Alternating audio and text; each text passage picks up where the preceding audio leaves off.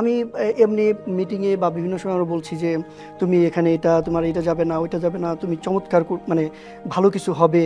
আবার অন্য একটা মিটিংয়ে কোনো একটা সময় একটা সিলি মিস্টেকের কারণে আমরা এমন কথা বলছি, আমার সমস্ত অর্জন কিন্তু ওই এমপ্লয়িকে আমি ডিসএঙ্গেজ করে ফেলছি, এবং এই ধরনের কারণে কিন্তু অনেকে ডিসএঙ্গেজ হয়ে চলেও যাচ্ছে। আমার যে যারা এমপ্লয়ি আছেন তাদেরকে আমার যে টোটাল প্রসেস, টেকনিক, ফিজিক্যাল এগুলো অ্যাটাচমেন্ট লাগবে, এবং তার যে গ্রোথ পটেনশিয়াল সেটাকে আপনাকে দেখাইতে হবে, তাকে ডেভেলপ করতে হবে, তাকে বিশ্বাস করাইতে হবে যে ইয়েস আমরা উইন উইন, আমরা নিজেরা গ্রো করব।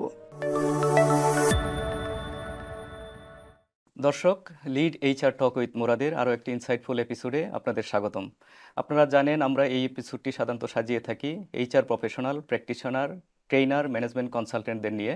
আজকে আমাদের মাঝে এমন একজন গেস্ট উপস্থিত আছেন যিনি তার কেরিয়ার শুরু করেছিলেন সেলস অ্যান্ড মার্কেটিং দিয়ে, বাট একটা পর্যায়ে এসে নি কেরিয়ার মাইগ্রেট করে চিফ পিপল অফিসার হিসেবে একটা গ্রুপ অফ কোম্পানিতে কর্মরত আছেন। চলুন দর্শক, আমরা আজকে সেই অতিথির সঙ্গে পরিচিত হয়ে নিই। তিনি mister Sultan Mahmud, chief people officer, কর্মরত আছেন ইয়ন গ্রুপ অফ ইন্ডাস্ট্রিজে। সঞ্চালনায় আছি আমি Mohammad Murad Hossain, CHRO and board secretary, Elite Pen group of companies. Sultan ভাই, আসসালামু আলাইকুম। ওয়ালাইকুম আসসালাম। স্বাগতম আজকের এপিসোডে। কেমন আছেন? Thank you very much. আলহামদুলিল্লাহ ভালো আছি, আপনি কেমন আছেন? আছি আলহামদুলিল্লাহ ভালো আছি। সুলতান ভাই, আপনি চিটাগং ইউনিভার্সিটি বিবিএ এবং এমবিএ করেছেন মার্কেটিংয়ে। এরপরে মোস্টলি আপনি দেখলাম যে 25 বছরের কেরিয়ার, 99 থেকে, মানে 1999 থেকে। তো এই কেরিয়ারের ভিতরে মোস্টলি আপনি সেলস অ্যান্ড মার্কেটিংয়ে জব করেছেন বা বিজনেসে জব করেছেন। হঠাৎ করে আপনার লাস্ট ইয়ান গ্রুপ অফ ইন্ডাস্ট্রিজে এসে আপনি চিফ পিপল অফিসার হিসেবে কেরিয়ার মাইগ্রেট করলেন। এই মাইগ্রেশনের পিছনে মানে কি কারণ, এবং এটার ব্যাপারে যদি একটু আমাদেরকে বলেন। জি, থ্যাংক ইউ মুরাদ ভাই। আসলে আমাদের প্রফেশনাল লাইফে আমরা অনেক কিছু আমাদের কন্ট্রোলে থাকে না। অনেক সময় অনেক এনভায়রনমেন্টে আমাদেরকে সেটা মেনে নিতে হয় বা আমরা সেটাকে গ্র্যাব করি। এরকমই একটা সিচুয়েশন আসলে এখানেও ছিল। কারণ ইয়ান গ্রুপে আমি জয়েন করি আপনার ফুড বিজনেসের এই ক্লাস্টারের বিজনেস হেড হিসেবে। কিন্তু উইদিন 6 মান্থস আমার যে গ্রুপের যে চেয়ারম্যান মিস্টার মোমিনুদ্দৌলা, উনি স্ট্যানফোর্ডে তখন একটা কোর্স করছিলেন। সামহাও উনি ফিল করলেন যে এখানে একজন এইচআর হেড দরকার, এবং তখন আমাকে ডিরেক্টলি অফারটা করলেন। এমনি আমার তো ছিল যে সেলস মার্কেটিংয়ে যখন কাজ করছি স্বাভাবিকভাবে আপনার অনেক লোক নিয়ে কাজ করা, তাদের স্কিলস ডেভেলপমেন্ট, ওদের ট্রেনিং, ওদের যে মানে আপনার ওয়েলবিংগুলো দেখা, এগুলো তো আগে একটা নেক ছিলই, হয়তো বা এটাই ওনাকে অ্যাট্রাক্ট করছে। উনি যখন অফারটা করলেন তখন আমি চিন্তা করলাম যে হোয়াই নট, আমি মানে চ্যালেঞ্জ নিতে যেহেতু পছন্দ করি, মনে হলো ওকে এই চ্যালেঞ্জটা নেই। আমি একদিনের মধ্যে ওনাকে রাজি হলাম এবং বললাম যে ওকে আমি মানে রাজি সেই চ্যালেঞ্জটা নেওয়ার জন্য। আসলে প্রেক্ষাপটটা এটা আমার ইচ্ছাই ছিল না, বলতে পারেন যে এটা ম্যানেজমেন্ট কল ছিল। Then I agreed on that. নিশ্চয়ই ম্যানেজমেন্ট এমন কিছু দেখেছে আপনার ভিতরে যে you can take this challenge, মানে এরকম একটা কিছু কনফিডেন্স না পেলে তার অফার করতো না আলটিমেটলি। হ্যাঁ, এটার পিছনে অ্যাকচুয়ালি একটা কাহিনী ছিল। কাহিনীটা এরকম, আমি যখন এই গ্রুপে জয়েন করি তখন আমাদের মূল মোটিভেশনটাই ছিল যে এদের যে ভ্যালুজ, তখন ভ্যালুজটা ছিল স্টেবল, STABLE। এখন যে এক্সেলেন্টলি এটা ন্যারেটেড আমাকে অ্যাট্রাক্ট করে। আমি জয়েন করার পর দেখলাম এটা কাগজে কলমে যতটা আছে, প্র্যাকটিসে এটা আসলে ওই লেভেল পর্যন্ত এখনো যায় নাই। এটা ইন জেনারেল মোস্ট অর্গানাইজেশনে কিন্তু এই ধরনের সিনারিও আমরা দেখি। তখন আমি চিন্তা করলাম যে ওকে why not, I should work on that. যেহেতু আমি এখানে বিজনেস ক্লাস্টারের হেড হিসেবে আছি, তখন আমি নিজের স্বেচ্ছায় কিছু কাজ করলাম। তখন এই স্টেবলের একটা এক্সপ্লেনেশন আমি রেডি করি, যে 6টা লেটার থেকে যে এক একটা লেটার অ্যাকচুয়ালি মিনিংটা কী, প্রতিটা লেটারের বিহেভিয়ারগুলো কীরকম আমরা ট্র্যাক করতে চাই, কোন লেভেলে কীরকম বিহেভিয়ার থাকবে, এবং এটা কীভাবে আমরা পারফরমেন্স ম্যানেজমেন্ট সিস্টেমে ইনকর্পোরেট করতে পারি, এটা নিয়ে আমি একটা একটা আপনার রাইটিং লিখি। লেখার পরে এটা আমাদের তখন এমডি চেয়ারম্যান একই ব্যক্তি, ওনাকে আমি দিই। হয়তোবা এটা আমার ধারণা যে এটা করেছিল, ওনাকে খুব অ্যাট্রাক্ট করছিল, যে ওনার দৃষ্টিভঙ্গিটাই ভিন্নভাবে করেছে। এক্স্যাক্টলি এটাই মনে হয়েছে। আরও এটা ক্লিয়ার ছিলাম যে যখন আমি দেখলাম যে এই কন্ট্রিবিউশনটার জন্য আমি একটা চেক পেলাম উইথ এ রেকগনিশন লেটার, তখন আই থট যে ইয়াস এটা আসলে একটা মোটিভেটিং ফ্যাক্টর ছিল to choose me for the HR department. Great. এরপরে আপনি যখন করলেন, মানে চিফ পিপল অফিসার হিসেবে জয়েন করলেন, জয়েন করার পর মুহূর্তে মানে আপনার এই যে রোলটা চেঞ্জ হলো, তখন কি কাজের দিকে আপনি বেশি ফোকাস করলেন? Thank you very much. এটা যেহেতু একটা মানে পুরাটাই বলতে পারেন ইউ টার্ন। হ্যাঁ। আমার জন্য শুরুতে যেরকম মোটিভেশন নিয়ে আপনার স্টার্ট করেছিলাম, এরপরেই কিন্তু মানে ধরেন সাইকোলজিক্যালি আমি অনেকটাই চ্যালেঞ্জের মুখে পড়ে যাই। ফার্স্ট অফ অল বিকজ এই গ্রুপে যারা ছিলেন আমার যে পেয়ার গ্রুপ, এরা সবাই আমার চেয়ে senior. In terms of age, in hmm terms of academics, in terms of ওই এক্সপিরিয়েন্স এক্সপিরিয়েন্স সব কিছুতেই হুম ম্যাক্সিমামরা আমার এক একজন তখন আপনার 15-16 বছর যাবৎ কাজ করে, যেখানে আমি নতুন জয়েন করেছি। আমার জন্য এটা একটু চ্যালেঞ্জিং ছিল যে এই সিনিয়র টিমের সাথে নিজেকে অ্যাডপ্ট করানো। একদিকে আমি নতুন, অন্যদিকে আবার আমার প্রফেশন থেকে একটু ভিন্ন এইচআরে ভিন্ন ইয়েতে। রোলে তখন আমি চিন্তা করলাম যে এটা আমাকে তো ওভারকাম করতে হবে। তখন আমার যেটা ছিল যে আমি শুরুতে জাম্প করিনি আসলে এইচআরে। আমি দেখলাম যেহেতু এইচআর চলছে, তখন আমাদের হুম একজন হুম এইচআর ম্যানেজার ছিলেন তখন। তো আমি টোটাল টিমকে নিয়ে বললাম যে দেখো, যেহেতু এতদিন এটা এইচআর চলছে আমাকে ছাড়াই, আমি চাই 6 মাস আরও এভাবেই চলুক। এই 6 মাস আমি অ্যাডপ্ট করি এইচআরে, যেহেতু আমি এইচআরে ডিরেক্টলি কখনো কাজ করি নাই। এবং আমার সিনিয়র ম্যানেজমেন্ট যে টিম, ইনক্লুডিং আমাদের এমডি, এটা আমাদের একটা বিএলএফ টিম ছিল, ওই টিমে আমি সেম জিনিসটা বলি যে দেখেন, আমি তো মোটিভেশন এটা স্টার্ট করেছি, কিন্তু এখনই যদি আমাদের কাছ থেকে আপনি আউটকাম চান, এটা ঠিক হবে না। So give me 3 months time. এই 3 মাসে যেটা আমি করেছি এটা হলো যে, যেহেতু বিজনেসটাও আমার জন্য নতুন, আমি ফুড বিজনেস থেকে অ্যাগ্রো বিজনেসে আসছি। সো বিজনেস প্রসেস যদি আমি প্রপারলি না বুঝি, তাহলে কিন্তু আমি এইচআরে কাজ করতে পারবো না। That true was my first year. Hmm hmm তখন আমি এই 3 মাস টাইম কিন্তু পুরাটাই আসলে বিজনেসে কাজ করেছি, আদার দেন ফুড। ফুড তো আমি জানি মানে পুরো বিজনেসের ফ্লো চার্টটা মানে আপনি অ্যাকচুয়ালি। একদম অ্যাডপ্ট ইয়েস। করার জন্য যা দরকার জি, ফ্লো এটাই চার্টগুলো দেখা এবং একদম প্র্যাকটিক্যালি ফিল্ডে যাওয়া। হুম হুম ফিল্ডের একজন সেলস র্যাপ কীভাবে অর্ডার করছেন, কীভাবে ফার্ম ভিজিট করছেন, ওই ফার্ম থেকে কীভাবে অর্ডারটা জেনারেট হচ্ছে, কীভাবে এটা এখানে আসছে, কমপ্লিট জিনিসটা আমি যখন প্রসেসটা বুঝলাম, যেহেতু বেসিকটা সেলস মার্কেটিং ছিল, তখন এটা বোঝার পরে আরেকটা ইয়ে ছিল এখানে যে আমার এমডি ওখানে অনেক সাপোর্ট করেছে। উনি ইমিডিয়েটলি আমার জন্য একজন মেন্টর ঠিক করেন, যেটা সাইম ভাই, আপনি চিনবেন, ইন্ডাস্ট্রিতে অনেক পরিচিত। হুম হুম এক সময়কার নোভার্টিজের বাংলাদেশের এমডি ছিলেন, পরবর্তীতে উনি ইউকেতে আপনার এইচআর জব করেছেন, নর্থ আমেরিকাতে ট্যালেন্ট ম্যানেজমেন্টে কাজ করেছেন। ইজ এ ভেরি ইয়া। তো উনি আমার মেন্টর হিসেবে মানে অ্যাপয়েন্ট করা হয়। পরবর্তীতে আমরা এখানে কাজ শুরু করি আর ওভারকাম কি, করলেন এই ওভারকাম করি। সিচুয়েশনটা যাক এবং এখানে আরেকটা দিনে ইমিডিয়েটলি এমডি স্যার যে জিনিসটা করছিলেন তখন, আমার জন্য আরেকটা ইমিডিয়েট একটা ট্রেনিং হুম হুম এইচআরের উপরে, স্পেশালি পারফরমেন্স ম্যানেজমেন্ট সিস্টেম, এটার উপরে ইন্ডিয়ার যে IIMA, Indian institute of management okay Ahmedabad, হ্যাঁ এটা তো ওই মানে ওয়ার্ল্ড ওয়াইড খুব রিকগনাইজড রাইট সাবকন্টিনেন্টে রিকগনাইজড। তো বটেই ইয়াস। ওইটা মানে আমাকে মারাত্মকভাবে হেল্প করছে আপনার two adopt in the HR process, specially in the strategic HR. একটা জিনিস আমরা খেয়াল করলাম আপনার এন্টারপ্রেনার থেকে অর্থাৎ এমপ্লয়ার থেকে কিন্তু আপনাকে ডেভেলপ করার পিছনে বা শুধু এটা হয়তো আপনি একজন প্রতীকী অর্থে এখানে মানে অর্গানাইজেশনের পিপল ডেভেলপমেন্টের ক্ষেত্রে উনি বেশ ফোকাসড এবং অ্যাবসলিউটলি। তাই না এবং সেই সূত্র ধরে আমি একটা কোশ্চেন করতে চাই আমরা আপনার ইয়ে দেখলাম আমি লিঙ্কডইন প্রোফাইলে যে আপনি the emerging CEO driving innovation and operational excellence এই স্ট্যানফোর্ড ইউনিভার্সিটি থেকে আপনি এটার উপরে একটা কোর্স করেছেন তো মানে ইমার্জিং সিওর উপরে এই কোর্সটা আসলে মেইন টপিকটা কি ছিল এবং কনভেনশনাল আমাদের বাংলাদেশের যে সিওদের যে দৃষ্টিভঙ্গি মানে দৃষ্টিভঙ্গির দিক থেকে কোনো ধরনের পরিবর্তন আপনি লক্ষ্য করেছেন কিনা সেখানে মানে কোর্সটা সম্পর্কে যদি একটু বলেন এটা কয় দিনের কোর্স ছিল এবং কারা কারা ওখানে পার্টিসিপেট করেছিল থ্যাংক ইউ মুরাদ ভাই। অ্যাকচুয়ালি এটা আমার জন্য, I was very fortunate to be there. Hmm hmm actually যখন আমরা বিশেষ করে ইউনিভার্সিটি লাইফে পড়তাম, আমরা যারা কমার্স গ্র্যাজুয়েট, হুম হুম তারা কিন্তু স্ট্যানফোর্ড ক্যামব্রিজের কোনো কেস আমরা পড়ে বড় হয়েছি। এক্স্যাক্টলি স্বাভাবিকভাবে একটা ড্রিম ছিল যে ওই ক্যাম্পাসে যদি হ্যাঁ কখনো। স্ট্যানফোর্ড একটা top ranked university right, in the entire right. World so এটা আমার জন্য definitely it was a very prestigious course. Actually আমার যেহেতু এমডি যেটা বললাম, উনি খুবই নিজে একজন হাইলি এডুকেটেড পারসন, এবং উনি পিপুল ডেভেলপমেন্টে he is one of the মানে good person in Bangladesh I ever seen. So উনি কিন্তু পিপল ডেভেলপমেন্টে ওনার যে ইয়েটা, এটা অনেক বেশি। এবং এই গ্রুপের জন্ম কিন্তু উনি একা শুরু করেন, এবং পরবর্তীতে যাদেরকে নিয়েছেন তাদেরকে ডেভেলপ করার মাধ্যমে, ওই পিপল ডেভেলপমেন্টের মাধ্যমেই এই ডেভেলপমেন্টে অ্যাকচুয়ালি বিজনেসে বিজনেসে উনি টার্ন করান। বুঝতে পেরেছি সো পিপল ডেভেলপমেন্টে একটা ইয়ে ছিল। এর এই ধারাবাহিকতায় আমাকে উনি নিজেও যেহেতু স্ট্যানফোর্ডে একটা কোর্স করেছেন এর আগে, তখন আমাকে বললো যে দেখেন, আমি স্ট্যানফোর্ডে যে কোর্সটা করছি এটা রিয়েলি এক্সেপশনাল, এবং ইউ শুড গো দেয়ার। তো তখন আমি আসলে, উনি আমাকে প্রথমে বলে যে আপনি এনরোল করেন, আমি এনরোল করলাম। জানেন স্ট্যানফোর্ডে চাইলেই ওখানে অ্যাডমিশনও নেওয়া যায় না। ট্রু দেওয়ার যে প্রসেস, মানে আপনার ওদের কিছু এসএ লিখা, এই লিখা, এই টোটাল প্রসেসটা ইয়ে করে ওরা আমার মানে অ্যাকসেপ্ট করে আর কি। সো এখন যদি আমি এই কোর্সটা সম্পর্কে বলি, এটা মূলত এমার্জিং সিইও, যে গ্লোবালি যারা সিওও লেভেলে যাবেন বা ওই হ্যাঁ লেভেলে পারফর্ম চিফ করবেন, অপারেটিং অফিসার হিসেবে রাইট, যারা হ্যাঁ ওদের জন্য মূলত এটা কাস্টম ডিজাইন। হ্যাঁ এবং এখানে প্রায় মোর দেন 20 কান্ট্রিজ, ইনক্লুডিং অল কন্টিনেন্টস, এবং অ্যারাউন্ড 60 পার্টিসিপেন্ট ওখানে ছিলেন। আচ্ছা কতদিন ডিউরেশন ছিল এটা 3 মাসের কোর্স ছিল, বাট অন ক্যাম্পাস ছিল এটা 1 উইক, ওকে 7 ডেজ। বাকিটা ছিল বাকিগুলো আপনার, কেস স্টাডি বা বাকি কেস স্টাডি স্টাডি ম্যাটেরিয়ালস অনলাইনে, অনলাইনে হ্যাঁ অনলাইনে ছিল।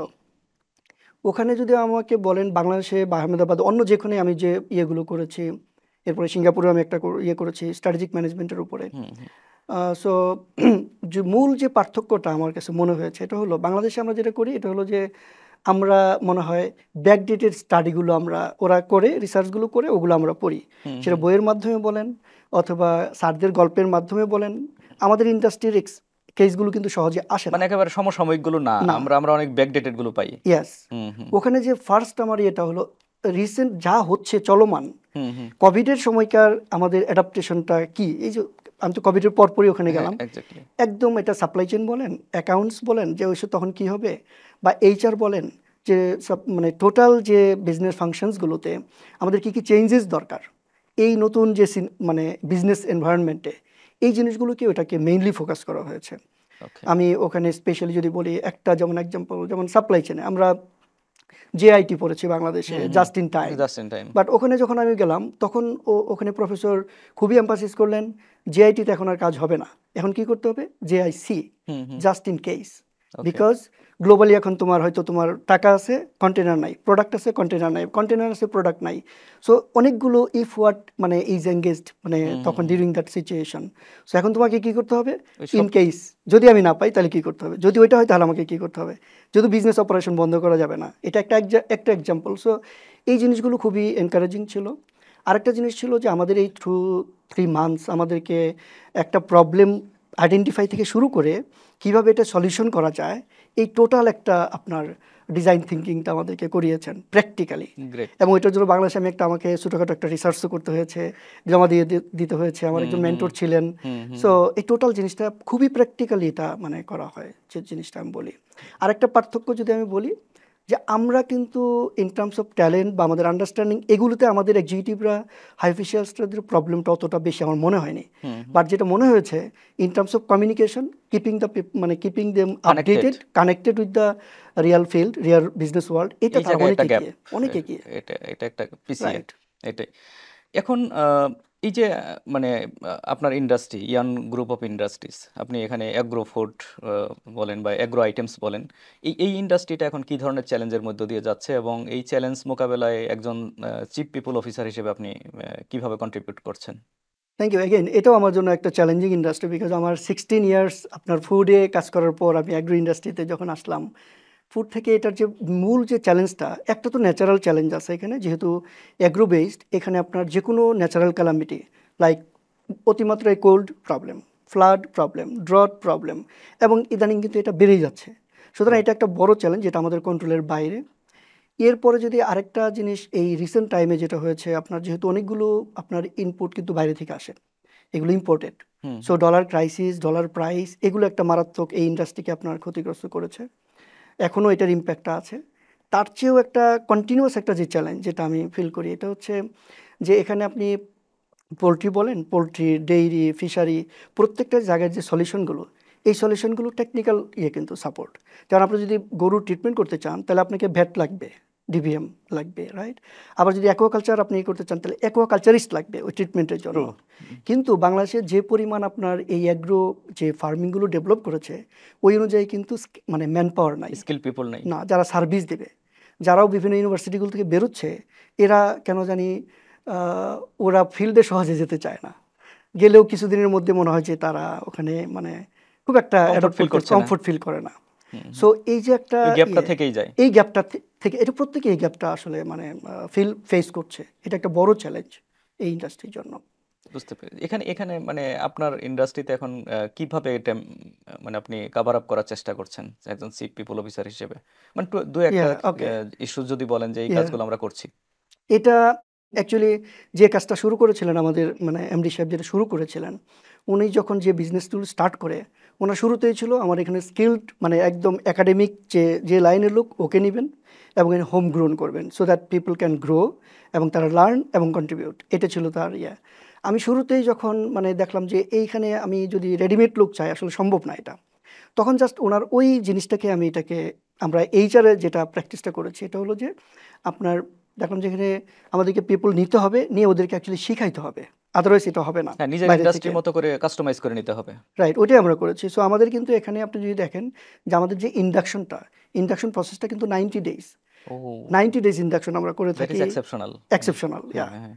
এটা এটা কারণ আমার 3 দিন থেকে 7 দিন বড় জোর 1 মাস, কিন্তু ইয়াস 3 মাস আমি বোধহয় ফার্স্ট শুনলাম যে ইয়াস এটা। হ্যাঁ, আমাদের 3 এক্সেপ্ট মাসটা ব্যাংক, আমি বাকি ইন্ডাস্ট্রিগুলোতে আমি 3 মাস ইউজুয়ালি শুনি নাই আর কি। এটা আমাদেরকে মারাত্মকভাবে হেল্প করেছে। আচ্ছা। অ্যাকচুয়ালি এই টার্মটা আমি যখন সিঙ্গাপুরে আরেকটা ট্রেনিংয়ে যাই, প্রফেসর এই- পল টার্নারের ওইটা স্ট্র্যাটেজিক হ্যাঁ ম্যানেজমেন্টে, হ্যাঁ হ্যাঁ। ওর একটা এম্পাসিস ছিল যে এটাকে লঙ্গার হওয়া উচিত। তো আমি দেখলাম আমার ইন্ডাস্ট্রির জন্য এটা আরও বেশি দরকার, তখন এসে আমি এটাকে অ্যাডপ্ট করি 90 ডেজ। তো 90 ডেজের মধ্যে আপনার একটা টাইম হচ্ছে আমরা ধরেন অ্যাটলিস্ট মিনিমাম এসএসসি এইচএসসি লেভেলে যাদের সায়েন্স ব্যাকগ্রাউন্ড ওদেরকে চুজ করা শুরু করলাম, কারণ ওদেরকে দ্রুত অ্যাডপ্ট করানো যায়। এক্স্যাক্টলি।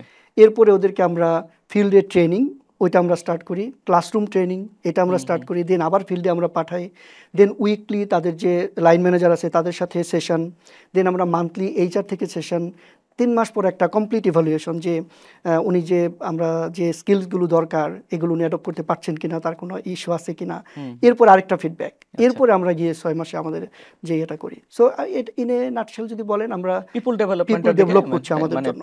পিপল ডেভেলপমেন্টের মধ্য দিয়ে বিজনেসে মানে পজিটিভ ইম্প্যাক্ট ফেলানো, রাইট, এটাকে আপনারা মেইন ফোকাস এটাই করছেন। ফোকাস করছি। আপনি মাঝখানে একটা একজন ভদ্রলোকের নাম উচ্চারণ করেছেন, এটা হলো পল টার্নার। আমার হাতে একটা বই আছে এই মুহূর্তে, এই বইটা হলো রাইটার হলেন প্রফেসর পল টার্নার, এবং বইটার নাম হলো employee engagement in contemporary organisations, maintaining high productivity and sustained competitiveness. তো এটা 2020 সালে সুইজারল্যান্ডে পাবলিশ হয়, এবং সেখানে উই আর প্রাউড যে আপনার একটা case study employee engagement in the Asia region publish হয়।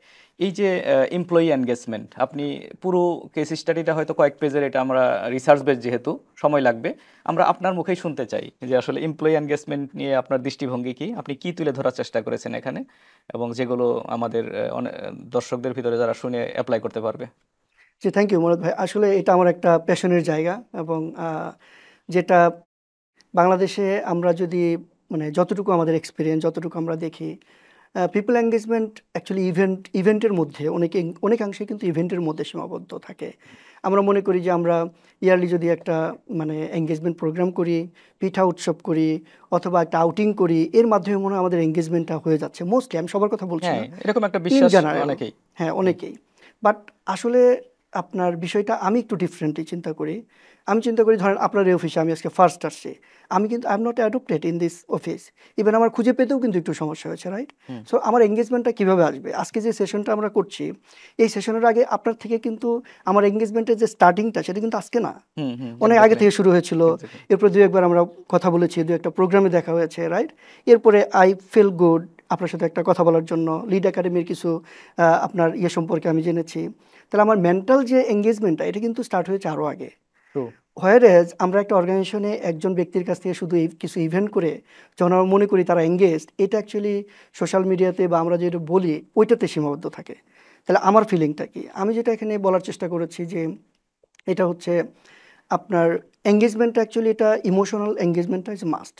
ইমোশনাল এঙ্গেজমেন্ট লাগবে, টেকনিক্যাল এঙ্গেজমেন্ট লাগবে, বিকজ আপনার প্রতিটা প্রতিষ্ঠানের মানে নো কিন্তু হাউটা জানতে হবে। অ্যাবসলিউটলি আমার যে ওখানকার নো হাউ জানা, প্রসেসগুলো বোঝা, ভ্যালুস কালচারগুলো বোঝা, এক্স্যাক্টলি। ডিসিশন মেকিং প্রসেস বোঝা, এগুলো যদি আমি প্রপারলি না বুঝি, না যদি ওখানে যদি আমি করতে পারি, তাহলে কিন্তু আপনার এঙ্গেজমেন্টটা হবে না। সুতরাং এখানে মেন্টাল অ্যাটাচমেন্ট লাগবে, ইমোশনাল মানে যে এঙ্গেজমেন্ট ওইটা লাগবে, ফিজিক্যাল অ্যাটাচমেন্ট লাগবে। তো এটা করার জন্য এখন যদি আমি এবং আমি যদি আরেকটু অ্যাড করি এর সঙ্গে, মানে জব সিকিউরিটি, অ্যাবসলিউটলি এটাও একটা এনগেজমেন্টের বোধহয় ইয়েস, পার্ট। কারণ যদি সে মনে করে যে আমি আমার জবটা সিকিউরড না, যে কোনো সময় আমার জব চলে যেতে পারে, তাহলে কিন্তু সে এখানে মনোযোগ দিয়ে কাজ না করে rather he or she will search the job. Absolutely right, yes. কারণ আমি এটা তো ওয়ান ওয়ে না, এক্স্যাক্টলি। আমি দেখাতে পারি। কিন্তু একজন যেটা আপনি জব সিকিউরিটির কথা বললেন, এখানে আরেকটা বিষয় কি সাইকোলজিক্যাল সেফটি, যে অনেকে বিগ ইস্যু। হ্যাঁ আমি এমনি মিটিংয়ে বা বিভিন্ন সময় আমরা বলছি যে তুমি এখানে এটা তোমার এটা যাবে না, ওইটা যাবে না, তুমি চমৎকার মানে ভালো কিছু হবে। আবার অন্য একটা মিটিংয়ে কোনো একটা সময় একটা সিলি মিস্টেকের কারণে আমরা এমন কথা বলছি, আমার সমস্ত অর্জন কিন্তু ওই এমপ্লয়িকে আমি ডিসএঙ্গেজ করে ফেলছি। এক্স্যাক্টলি। এরকম আমি মাঝে মাঝে শুনি যে আমি খুব ইয়ে ছিলাম, কালকে ওনার এই বিহেভিয়ারটা আমাকে টোটালি ডিমোটিভেট করে ফেলেছে, এবং এই ধরনের কারণে কিন্তু অনেকে ডিসএঙ্গেজ হয়ে চলেও যাচ্ছে। সুতরাং এটা একটা কমপ্লিট প্যাকেজ। আমাকে আমার যে যারা এমপ্লয়ি আছেন তাদেরকে আমার যে টোটাল প্রসেস, টেকনিক, ফিজিক্যাল এগুলো অ্যাটাচমেন্ট লাগবে, সাপোর্ট করতে হবে, সাইকোলজিক্যাল সেফটি তাকে দিতে হবে, এবং তার যে গ্রোথ পটেনশিয়াল সেটাকে আপনাকে দেখাইতে হবে, তাকে ডেভেলপ করতে হবে, তাকে বিশ্বাস করাইতে হবে যে ইয়েস আমরা উইন উইন, আমরা নিজেরা গ্রো করব। আমি যে আমার প্রতিষ্ঠানের কথা বললাম, কেন লোকগুলো আপনার কোভিডের সময় আমরা যে প্রবলেম ফেস করেছি, বা ইউক্রেন রাশিয়া যুদ্ধের পরে যে ইকোনমিক ক্রাইসিস আমরা যে প্রবলেমটা ফেস করেছি, আমাদের সবচেয়ে বড় স্ট্রেংথ ছিল মুরাদ ভাই যে আমরা কিন্তু কোনো ট্যালেন্ট হারাইনি, কোনো ট্যালেন্ট আমরা হারাইনি গ্রেট, আলহামদুলিল্লাহ। গ্রেট। এখন আমাদের যারা এইচওডি তারাই কাজ করছেন। হোয়াই? বিকজ তারা এঙ্গেজ, তারা বিজনেসের সাথে এঙ্গেজড। কারণ এখানে সিইও ইন্টারফেয়ার করে না, এখানে বোর্ড ইন্টারফেয়ার করে না, যার যার মতো করে কাজ করছে, কেউ কাউকে বলে না যে কাজ করো, হোয়ারেস প্রত্যেকেই কাজ মানে করছে। প্রসেস ডিপেন্ডেন্ট এবং অ্যাবসলিউটলি। অনেক মানে সময় আপনারা যেমন আমি একটু বলি এটাতে, যেমন একটা সময় আমি দেখলাম যে আমাদের 6টা পর্যন্ত অফিস, অনেকে দেখি যে 6টা 20 এরপরে আরও রাত পর্যন্ত অফিস করে। একটা সময় এমডি আমাকে বললেন যে নো, এটা করা যাবে না, এখানে প্রত্যেকেরই বাসা আছে, আপনি ইয়ে করেন 6টা পর্যন্ত অফিস, সর্বোচ্চ 20 মিনিট হোয়াট এভার, এখন আমাদের 5:30, তাহলে সর্বোচ্চ 20 মিনিট পরে সমস্ত লাইট এবং এসি বন্ধ হয়ে যাবে, সুতরাং ইউ মাস্ট গো হোম। এই যে একটা জিনিস, কালচার বা ইয়াস, ট্রেডিশন শুরু করা। দুই দিক থেকে একটা ইয়ে, এটাই। এঙ্গেজমেন্টও ঠিক আছে, আবার হুম। আমরাও মানে হ্যাঁ, চেষ্টা হ্যাঁ। করছি যাতে করে আমাদের ওয়ার্ক লাইফ হারমোনিটা ঠিক ঠিক থাকে। থাকে, ঠিক থাকে। Good, good. শুনে ভালো লাগলো সুলতান ভাই। আপনার এই যে এই পর্যায়ে আসলেন, অনেক প্রাপ্তি আছে ক্যারিয়ারের। এ পর্যন্ত গল্পের মধ্যে অনেক কিছু বের হয়ে এসছে। ছোটবেলায় কি হতে চেয়েছিলেন আসলে? মানে এবং সেখান থেকে কিভাবে এই মানে বিজনেস প্রফেশনাল হিসেবে মাইগ্রেট করা? ওকে, থ্যাংক ইউ মুরাদ ভাই। এটা আরেকটা মানে আমরা গ্রাম, একদম গ্রামের ছেলে আমি, হুম, মফস্বলে আমার জন্ম, ওখানে বেড়ে ওঠা। আমার প্রাইমারি স্কুলটা একদম গ্রামে, এরপরে সেমি আরবানে আমার হাই স্কুল এবং কলেজ। তো ছোটবেলায় মনে হতো কি, টিচারের বাইরে মনে হয় কোনো প্রফেশন নাই, টিচাররাই সবচেয়ে, গ্রামে মনে হতো সবচেয়ে সম্মানী, এবং ওই প্রফেশনটাই খুব টাচ করতো এবং যে আমরা যারা টিচার হব। গ্রামে থেকে এসেছি, টিচারদেরকে কিন্তু একদম মানে অত্যন্ত মহৎ এবং নোবেল প্রফেশন হিসেবে আমরা দেখেছি, তাই না? ইয়েস, হ্যাঁ, ইয়েস। এখন আমরা কি যে, অবস্থা জানি না, মানে এটাই। প্লিজ। হ্যাঁ, হ্যাঁ। তো ওইটা আমাকে অ্যাট্রাক্ট করতো, এবং ছোটবেলা আসলে টিচার হওয়ারই একটা ইয়ে ছিল, স্বপ্ন ছিল। এটা যখন আমি আমার স্কুল শেষ করি, তখনই হঠাৎ করে চিন্তা আসলো যে না, আমাকে কমার্সে যেতে হবে, আমি বিজনেস লাইনে যাব, কি মনে করে মাথায় আসলো, এবং সায়েন্স থেকে আমি শিফট করে কলেজে গিয়ে কমার্সে ভর্তি হয়ে যাই, চিটাগাং বলতে পারেন ইউনিভার্সিটি যে ভর্তি চিটাগাং হলেন, হ্যাঁ, ইউনিভার্সিটি, হ্যাঁ। রাইট। সো বিবিএতে ভর্তি। ইন্টারমিডিয়েট করার পরে আমি ওখানে চলে যাই। বলতে পারেন যে এরপর থেকে আমার আর ইয়েতে চেঞ্জ হয় না, আমি তখন একদম সলিড ইয়েতে তখন ছিলাম যে ডিটারমাইন্ড যে বিজনেসই আপনি করবো, আমি ডিটারমাইন্ড, বিজনেসে। আমি আর অন্যদিকে মুভ করবো না। ওকে। এবং আমি কখনো বিজনেসের বাইরে কখনো কোনো হুম, হুম। অ্যাপ্লিকেশনও করি নাই, নট ইভেন ইন দ্য হ্যাঁ, গভর্নমেন্ট জব। এরপরের স্টেপগুলো তো আমরা শুনলাম জি। অনেকটা। এই যে 25 বছরের দীর্ঘ কেরিয়ার, প্রত্যেক মানুষেরই কিন্তু কেরিয়ারে কিছু আপস অ্যান্ড ডাউনস থাকে। আপনার এই সুদীর্ঘ কেরিয়ারে কি কখনো কোনো বড় রকমের চ্যালেঞ্জ ফেস করেছিলেন, বা ডিসিশনে কোনো ভুল ছিল, এরকম মনে হয়েছে যে ডিসিশনটা নেওয়ার পরে যে this was the wrong decision, মানে মানে আমাকে একটা চ্যালেঞ্জের মুখে ফেলে দিয়েছে? যদি থাকে সেখান থেকে উত্তরণের গল্পটা যদি বলেন। ওকে, ফার্স্ট অফ অল মুরাদ ভাই, যে চ্যালেঞ্জ তো সবসময় থাকে, হুম, হুম। চ্যালেঞ্জ সবসময় থাকে, সবসময় ছিল। আমি এটা নিয়ে কোনোটাকে নিয়ে রিগ্রেট করব না, কারণ প্রত্যেকটা চ্যালেঞ্জ থেকে কিন্তু আমাদের প্রত্যেকে লার্নিং আমরা আছে, নতুন করে লার্নিং আছে। লার্নিং করি। হ্যাঁ। তারপরে যেহেতু আপনি কোশ্চেনটা করেছেন, আমি বলবো যে আম, আমার একটা কোম্পানিতে আমার টোটাল ক্যারিয়ারে সেকেন্ড টাইম আমি মুভ করেছিলাম, দ্যাট ওয়াজ, এটা না করলে মনে হয় ভালো হতো। কারণ ফার্স্ট টাইমে আমি দীর্ঘদিন কাজ করার পর যে আমার ইমেজ যে ইয়েটা ছিল, যে অ্যাকসেপ্টেন্স, অ্যাকসেপ্টেন্স মানে বা আমার কমফোর্টনেস, কাজ হ্যাঁ, হ্যাঁ। করার জন্য যে আমি নিজেকে যেভাবে এঙ্গেজ রাখছিলাম, সেকেন্ড টাইম যাওয়ার পরে দেখলাম যে আসলে মানে সিচুয়েশনটা স্বদেশে পরবাসীর মতো মনে একটু হয়েছে। একটু হ্যাঁ, হ্যাঁ। ওইটা আমি আর ওইভাবে এনজয় করি নাই। এটার পেছনে যদি আরেকটা কারণ ছিল, আমি যখন সেকেন্ড টাইম জয়েন করি, ওখানে আমি আপগ্রেডেশন নিয়ে যাই। ওখানে ওকে। আমার গাড়ি থেকে শুরু করে ধরেন সব কিছু একটা মানে আমার টোটাল মানে প্যাকেজ ডেজিগনেশন, সিএক্সও লেভেলের যে ইয়াস। প্যাকেজগুলো থাকে, হ্যাঁ। সো যার জন্য এটা আমি পরবর্তীতে বুঝতে পেরেছি যে এটা আসলে অন্য যারা ছিলেন, যাদেরকে রেখে আসছেন ওই হ্যাঁ, তারা ওটা অনেকে ওই একটু জায়গায় আছে, একটু ইয়ে তারা ছিল। সহজভাবে নিতে চাচ্ছিল হ্যাঁ, না। সো এটা আমার একটু চ্যালেঞ্জিং ছিল। যাই হোক, এটুকুই, part otherwise part of life, হ্যাঁ, তাই না? Part of life. এটাই। দ্যাটস ওকে, পরবর্তীতে লার্নিং। ওখানে কি সেকেন্ড টাইম কতদিন থাকলেন? বড় কিছু স্কুল আমরা সঙ্গত কারণে অর্গানাইজেশনের নামটা জানতে চাইবো না। আমি আসলে সেকেন্ড ইয়েতে আমি 1.5 বছর ছিলাম মাত্র। আচ্ছা। বাট 1.5 বছরের মধ্যেও আমি বলবো যে 1.5 বছরের যে ডেভেলপমেন্টটা, ওইটা কিন্তু আমি বলবো যে এখনো যদি আপনি দেখেন ওই টাইমটি ভালো ছিল এখনো, যদি গ্রেট, ডাটা নিয়ে দেখে কেউ, গ্রেট, কারণ ওই 1.5 বছরের মধ্যে একটা বিশাল গ্রেট। চেঞ্জ আসছিল। যাক, এটা আমরা ভুলে যেতে চাই জি। ওই পিরিয়ডটা। এখন আগামী 5 বা 10 বছর পরে সুলতান ভাইকে আমরা কোথায় দেখবো? মানে ফিউচার প্ল্যানিং সুলতান ভাইয়ের? আমি আসলে মুরাদ ভাই অলওয়েজ প্রেজেন্টে থাকতে চাই। আমি মানে খুব বেশি সামনে ফিউচারিস্টিক না, ফিউচারিস্টিক না। ফিউচারিস্টিক না ইন এ সেন্স যে আমি আজকের কাজটা যদি রাইট ওয়েতে করি, আমার মনে হয় ফিউচার ফিউচারটা অটোমেটিক্যালি অটোমেটিক্যালি মানে ভালো হবে ভালো হবে। এই ইনশাল্লাহ। ইয়েতেই থাকি। তবে আপাতত মানে প্রফেশনালি আরো গ্রো করতে চাই, আরো কন্ট্রিবিউট করতে চাই টু দ্য ইন্ডাস্ট্রি এবং টু দ্য এইচআর কমিউনিটি বলেন অথবা আপনার যে বিজনেস বিজনেস কমিউনিটি কমিউনিটি বলেন, বলেন। এগুলো তো আলাদা করা একটু কঠিন। হুম সো হুম। এই জায়গাটাতে আমি কন্ট্রিবিউট করতে চাই একটু বিগার স্কেলে। এরপরে একদম যদি বলেন মেবি 10-15 ইয়ার্স পরে কিছু ইচ্ছা আছে হয়তো কিছু লেখালেখি করার ফুল টাইম দিয়ে, ওইটা একটু ইচ্ছা আছে। দোয়া করি আপনার ইচ্ছাগুলো পূর্ণ থ্যাংক ইউ। হোক।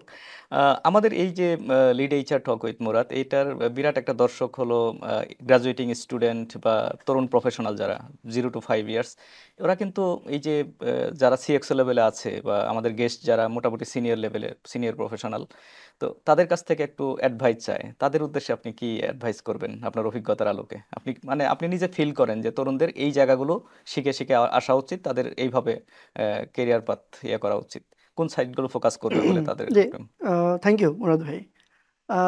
আমার যেটা মনে হয়েছে তরুণদের জন্য যদি আমি মানে এটা বলি, তাহলে আমরা অনেক সময় অনেক ক্ষেত্রেই দেখি যে আরে একজন ভালো করছে, আমরা ওইটাই করতে চাই, বা আরেকজন এভাবে করছে আমিও সেভাবেই করতে চাই। এই যে এই ধরনের একটা যে মেন্টালিটি, এটা থেকে আমার মনে হয় একটু বেরিয়ে আসতে হবে। আমি আমার যে অথেন্টিসিটি, সেই অথেন্টিসিটিতে আমাকে আসতে হবে। একটা এক্সাম্পল যদি দেই, আমরা অনেক সময় যে সিভিগুলো দেখি, দেখবেন যে এই সিভিগুলোতে দেখেই বোঝা যায় এখানে কপি পেস্ট করা, বা যে ব্যক্তিকে দিয়ে একজন বানিয়েছে সিভি আরেকজন ওই সেম ব্যক্তিকে ফলো করেছে। এই টাইপের জিনিসগুলো আমাকে পার্সোনালি অনেক আহত করে। আমি তো একজন ব্যক্তি পৃথিবীতে, আমি একা, আমি রাইট, ইটস মি। সো আমার যে রিফ্লেকশনটা ইন মাই রেজমে, এটা আমার মতো করে হওয়া উচিত, থাকুক সেখানে একটু ভুল, স্বকীয়তা থাকা উচিত। স্বকীয়তা থাকা উচিত। এটা একটা বিষয়। আরেকটা হলো আমরা যে ইউনিভার্সিটিগুলোতে বা এগুলোতে আমরা পড়ালেখা করি, ওখানে আপনার আমি বলবো যে আমাদের পড়ালেখাটা ফোকাস হওয়া উচিত প্রবলেম সলভ করার জন্য বা চ্যালেঞ্জ মোকাবেলা করার জন্য। শুধু আমি পড়লাম আর এটা নাম্বার মানে পেলাম এটা না। এক্সাম ওরিয়েন্টেড না। না। এক্সাম তো থাকতেই হ্যাঁ হবে, হ্যাঁ বাট হ্যাঁ। যেটা আমি ফোকাস করবো মানে যে অটোমেটিক্যালি এক্সামে ভালো করা যাবে যদি আমি এটাকে কেস স্টাডি বেস ইয়েস, বা প্রবলেম সলভিং ফোকাসে থাকি। রাইট। কারণ আমি কেন পড়ালেখা করছি? আমি পড়ালেখা করছি to solve some problems in the society, right? Exactly. So আমি যদি এটা আমার একাডেমিক লাইফে যদি এটা না করি তাহলে কিন্তু হবে না।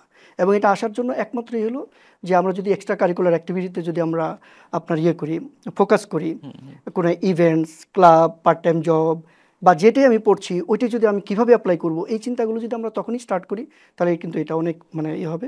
আর এজ ইউজুয়াল যদি নেটওয়ার্কিং যেটা, এটা অনেক বেশি ম্যাটার করে এখন অনেকেই বলে। হুম, হুম। এই জিনিসগুলো আমি বলবো যে ইটস ভেরি বেশি ইম্পর্টেন্ট। তো আপনি ইউনিকনেসটাকেই আপনি মেইন ফোকাস করলেন ইয়াস, আর কি তরুণদের জন্য, ইউনিকনেসটা। যে বেশি ফলো আপ না করে এটা ইউনিক হলে ভালো হয়। আরেকটু যদি আমাকে অ্যাড করতে পারেন, আমি অ্যাড করব যে এখন কিন্তু এই আজকের যে আপনার ডেটা সায়েন্স বা এআই এর যুগে আজকে কিন্তু সফট স্কিলের গুরুত্বটা অনেক বেড়ে গেছে এবং সামনে এটা আরও অনেক অনেক আপনার হবে, বাড়তে হবে। সুতরাং আমাদেরকে সফট স্কিলগুলো লাইক এমপ্যাথি, আমাদের এমপ্যাথেটিক লিডারশিপ বলেন বা আমার অন্যের প্রতি ইয়েগুলো বলেন, সফট স্কিল যেগুলো আছে, হ্যাঁ হ্যাঁ হ্যাঁ, হ্যাঁ। এই জায়গাগুলোতে অনেক বেশি ফোকাস করতে কমিউনিকেশন হবে স্কিল, সামনের ইয়েগুলোতে। অন্যান্য ইয়া, সবকিছু আর কি। থ্যাংক ইউ সুলতান ভাই। আমরা দেখতে দেখতে এবার শেষ দিকে চলে আসছি। Lead HR talk with Murad, এটা লিড একাডেমির একটি ভলান্টারি উদ্যোগ। এই যে আহ, এই ভলান্টারি উদ্যোগটাকে আপনি কিভাবে মূল্যায়ন করবেন, আপনার অপিনিয়ন? এটা এক্সেলেন্ট একটা উদ্যোগ মনোজ ভাই। আমি যে লাস্ট যে পয়েন্টটা বললাম যে আমরা যে ইউনিভার্সিটিগুলো পড়ালেখা করি, ওখানে কিন্তু একটা ইউনিভার্সিটি ছেলে বা মেয়েকে আমরা দেখি ইউনিভার্সিটি থেকে আসে বা আমরাও এসছি, আসার পরে কিন্তু আমরা একটা ইয়ের মধ্যে পড়ে যাই, আমি কিভাবে এই কাজগুলো করব। এখানে একটা গ্যাপ আছে, যে গ্যাপটা পূরণে লিড একাডেমি মানে কাজ করছে। এটা আমি জানতে পেরে আসলে অনেক আমার ভিতরে যে একটা ইয়ে ছিল এটা অনেকটাই কমে গিয়েছে। আমি এই জন্য লিড একাডেমিকে ধন্যবাদ জানাবো এবং আমি মনে করি যে এই ইয়েটা, যে স্কোপটা আরও যদি বাড়ানোর সুযোগ থাকে, এটার একটা ভালো একটা কন্ট্রিবিউশন রাখতে পারবে। আমি ধন্যবাদ জানাচ্ছি। এবং যে সেশনটা আমরা আজকে করলাম এর মাধ্যমে যদি আপনার কিছু কন্ট্রিবিউশন টু দ্য সোসাইটি হয়, এটাও কিন্তু একটা ভালো উদ্যোগ। ইনশাল্লাহ ইনশাল্লাহ। থ্যাংক ইউ সুলতান ভাই ফর দ্য কমপ্লিমেন্টস অ্যান্ড আপনার রেকমেন্ডেশনটা নিশ্চয়ই লিড একাডেমির অথরিটি শুনবেন এবং টেক ওভার কিছু জিনিস এখান থেকে মানে নেওয়ার চেষ্টা করবেন। আমরা দেখতে দেখতে একেবারে শেষ পর্যায়ে চলে এসেছি। সুলতান ভাই, আপনার শত ব্যস্ততার মাঝে আপনি যে আজকে আমাদেরকে সময় দিয়েছেন সেই জন্য আপনাকে অসংখ্য ধন্যবাদ। জি, thank you very much Murad ভাই আপনাকে। এই সুন্দর, অনেক সুন্দর একটা এনভায়রনমেন্টে মনে হচ্ছে একদম ইয়েতে কথা বললাম, আমিও অনেক কিছু শিখলাম। এবং লিড একাডেমিকে আমি ধন্যবাদ দিতে চাই যে যেন এটা কন্টিনিউ রাখে এবং এটা যদি স্কোপ আরও বাড়ানো যায়, এটাও বেনিফিটেড হবে thank you. Society. Thank you very much. দর্শক, দেখতে দেখতে আজকের এপিসোডের একেবারে শেষ পর্যায়ে আমরা চলে এসেছি। অন্য কোনো এপিসোডে ভিন্ন কোনো অতিথিকে নিয়ে আবারও আপনাদের সামনে হাজির হব।